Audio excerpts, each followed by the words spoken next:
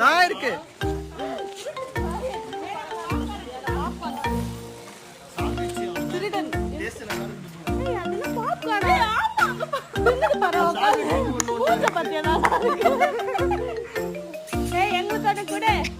இதெல்லாம் ஜிஎஸ்டி கொடுத்து வாங்கலாம். 18% ஃப்ரீயா ஓசில சாப்பிடுற நாய். நார்மல் பாப்கார்ன் ப்ரோ, சால்ட்டடா இருக்கும். 12% நல்லா சாப்பிடுது. வாங்க போலாம், இங்க நிறைய இருக்கு. பவித்ரா கிட்ட கூட்டா பின்னிருக்க மாட்டாங்க.